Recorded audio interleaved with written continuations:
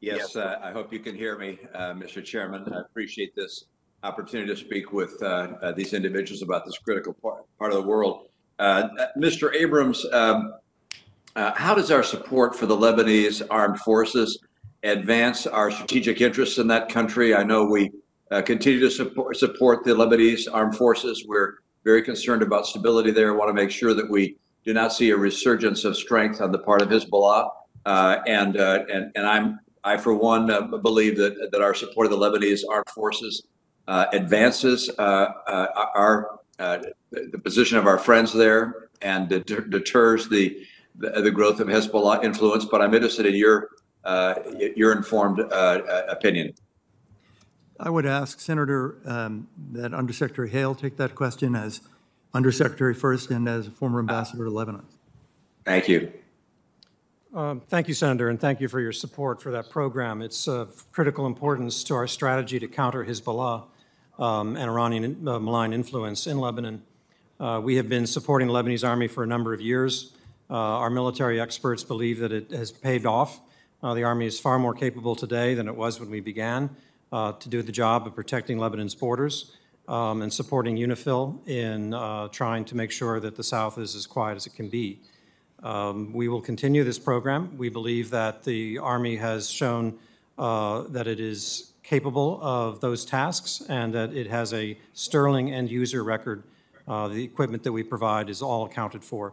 If we were not building up the security arm of the state of Lebanon, Hezbollah would have even further ability to extend its sway over Lebanon. There would be no alternative to point to for the Lebanese people as the provider of security, the legitimate provider of security, which is the Army and not a militia. Thank you, Senator. Thank you. Ambassador Hale, let me ask also, with regards to the reports that China was going to invest some $400 billion in Iran, and I presume that would have been on a loan basis. But clearly, China has its eyes on Iran and on the Middle East. Do you have a sense of what their objectives are in the Middle East, and particularly with regards to Iran, what their strategy appears to be, and how is it that we might want to counter what they're doing, and whether we're already taking steps to do so? Thanks, Senator. If you'll allow, I'll try to reply to that one. We saw the announcement of the $400 billion trade deal, a 25-year deal. The annual rate would be 10 times the current level of trade between China and Iran, which is really unrealistic. So I think that number is more of an announcement than it is a reality. We are concerned about China's presence in the Middle East. We're concerned about the potential for Chinese arms sales, not only to Iran, but to other countries in the Middle East. China's interests, of course, start with oil.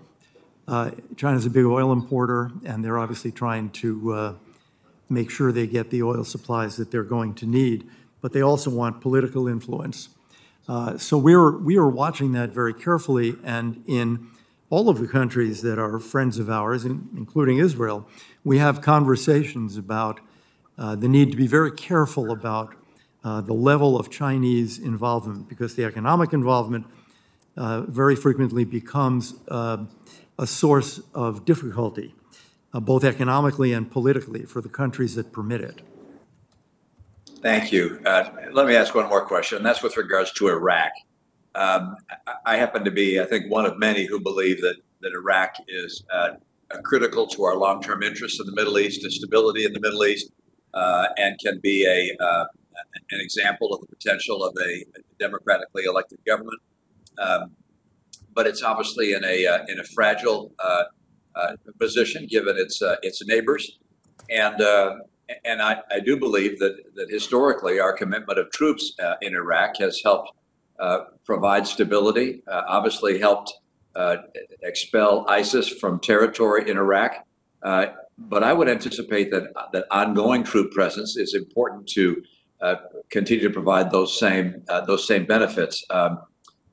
Our American troop commitments there remaining critical to the objectives we have in Iraq, and if so, why do we continue to reduce that level, and to what level do you anticipate we should or should not go?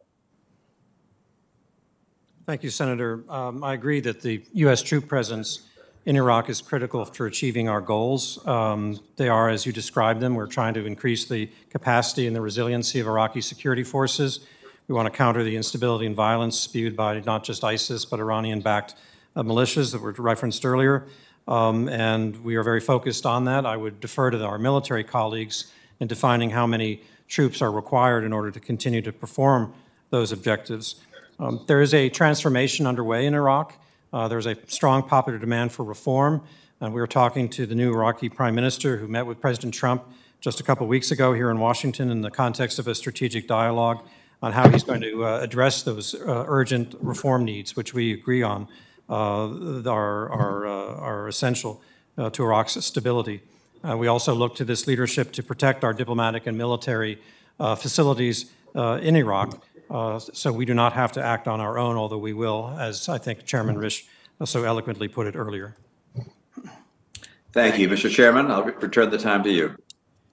Thank you very much, Senator Romney.